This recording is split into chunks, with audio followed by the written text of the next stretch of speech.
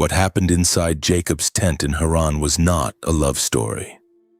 It was a boardroom, and the currency being traded was the only thing two women had left to leverage: their own bodies, their fertility, and their futures. Strip away the stained glass version for a moment. Forget the soft focus image of a shepherd falling in love at a well. What you are about to hear is the story of two sisters trapped inside a system that gave them no legal voice, no inheritance, no protection in old age except one single asset: sons. And what they did to secure that asset was calculated, desperate, and utterly without sentiment. To understand what was actually happening in that tent, you have to understand the world that built it. This is Haran, in the land of Mesopotamia, roughly 1900 years before the Common Era, by the traditional chronology. It is a world governed by clan economics, where a daughter is not merely a family member, she is an asset on a ledger. Marriage was not a romantic covenant between two hearts. It was a binding economic contract between two men, negotiated like a trade agreement, sealed with a bride price called the mohar. For a man without silver or livestock to offer, there was another currency: labor. 7 years of a man's working life handed over to a father-in-law in exchange for a daughter. This was not sentiment. This was indenture wrapped in family language. And Laban, the architect of this arrangement, was not a benevolent uncle welcoming home a beloved nephew. Laban was a shrewd operator who saw in Jacob a rare commodity, cheap, motivated, and utterly without leverage of his own. Jacob had fled his homeland with nothing but a promise from his mother and a blessing stolen from his brother. He had no flocks, no standing, no protection. He needed Laban's household as much as Laban needed his labor. That imbalance is the entire key to what follows. Now consider the position of the daughters themselves, Leah and Rachel. Neither of them negotiated her own bride price. Neither of them signed anything, spoke in the transaction, or had any formal say in whom she would marry or when. In the eyes of the law and the household, they were assets to be allocated by their father, the same as flocks or servants. Their only power existed in a much smaller, much more desperate arena. Inside the tent itself, in the private economy of childbearing, where a woman's value could still be measured, negotiated, and, crucially, increased. Because in this world, a woman's security in old age, her standing within the household, her very right to remain protected once her husband was gone, rested on one thing alone: sons. Daughters married out. Sons carried the family name, inherited the land, and were legally obligated to care for their mothers. A childless wife, however beloved, was a woman standing on unstable ground. This is the arithmetic that governs everything that happens next, not jealousy. Arithmetic. Now the story.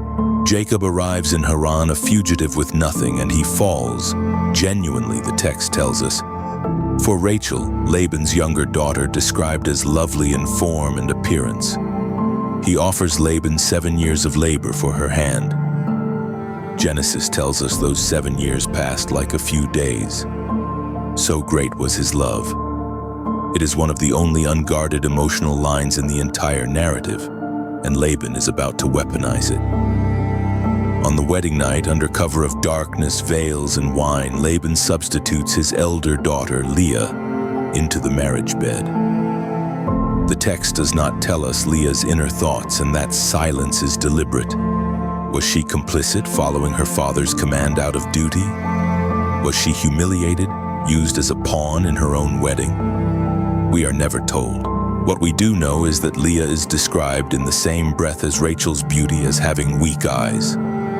A phrase debated for centuries, but understood by most ancient readers as a polite way of saying she was considered the lesser prize in a culture obsessed with visible worth. She was, by the market logic of her own family, the daughter harder to marry off. And so her father used her to solve two problems at once: discharging an unmarketable daughter and extracting a second contract of labor from a son-in-law with no recourse. When morning comes and Jacob discovers the deception, his fury is not written as heartbreak alone. It is the fury of a man who realizes he has been out-negotiated. Laban's justification is almost administrative in its coldness. It is not our custom, he says, to give the younger before the firstborn. Translation: the rules of this economy are mine to enforce, not yours to assume. The resolution is itself transactional. Jacob will receive Rachel as well, after one bridal week for Leah. In exchange for 7 more years of labor, this time paid after the fact rather than before. Laban has now secured 14 years of unpaid work from a single deception. 2 daughters married off. 0 silver spent. This is not a subplot. This is the entire engine of the story. And now the real contest begins, not between Jacob and Laban, but between the 2 sisters inside the same household, sharing the same husband, competing for the same finite resource. His attention, and more importantly, the legitimacy that motherhood alone could grant them. Leah, unloved but fertile, conceives first. And watch what she does with the names of her son. Because in this culture, naming a child was not sentiment, it was public record, a permanent statement etched into the family's oral history. Her first son she calls Reuben. The Lord has seen my affliction. Surely now my husband will love me. Not a lullaby, a plea logged for the record. Her second son, Simeon. The Lord has heard that I am hated. Her third, Levi. Now this time my husband will be attached to me. Each name is a ledger entry in an ongoing negotiation for status she cannot secure any other way. By her fourth son, Judah, something shifts. The desperate bargaining language falls away, replaced by simple praise. Perhaps by then she has stopped waiting for love and started building a legacy of her own. Meanwhile, Rachel, beloved but barren, watches her sister's position solidify with every birth and understands with rising panic what barrenness actually means in this world. It does not simply mean sorrow. It means insecurity. It means a woman with no permanent claim on the household's future. Her demand to Jacob is not romantic despair.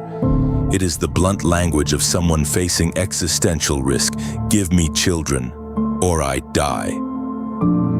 Jacob's response is equally cold, refusing to accept blame for what he calls God's withholding.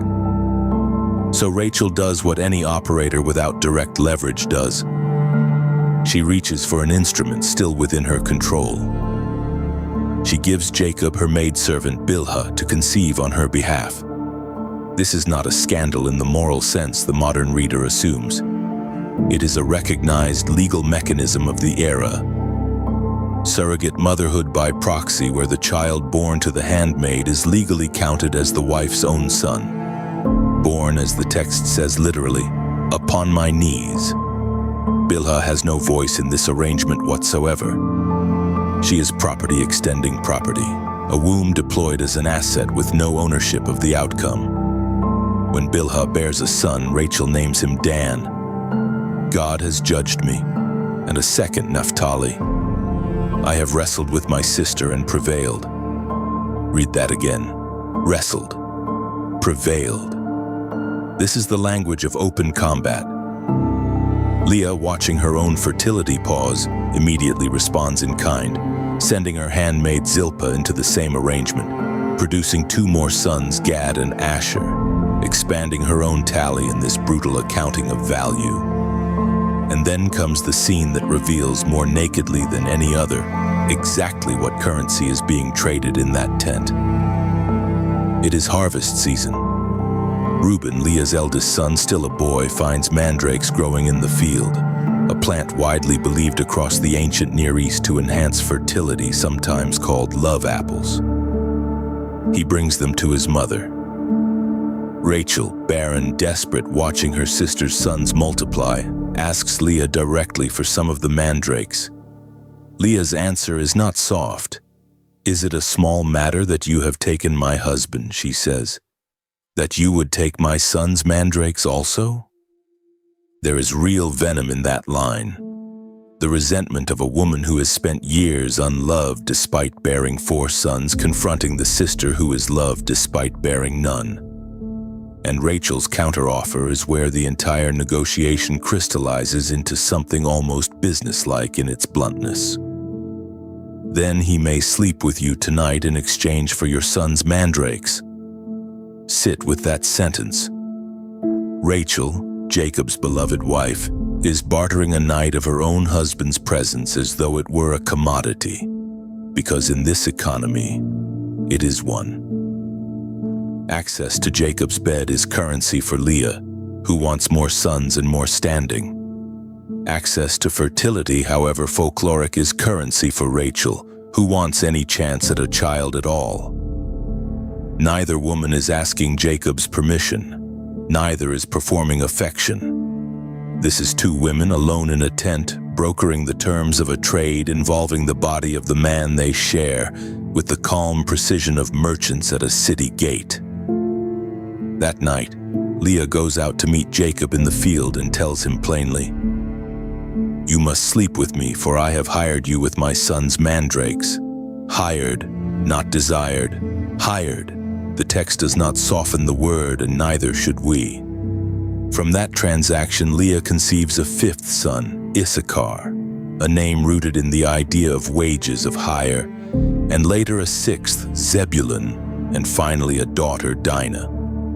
Rachel, meanwhile, remains barren for a time longer, until the text tells us God remembered her, and she finally bears Joseph, a name meaning "may he add," because even in her long-awaited moment of motherhood, she is already negotiating for more. Here is what the familiar version leaves out entirely. Those sons, and born from a market wedding, a stolen wedding night, 2 competing sisters, and 2 enslaved surrogate mothers with no voice at all, become the 12 tribes of Israel.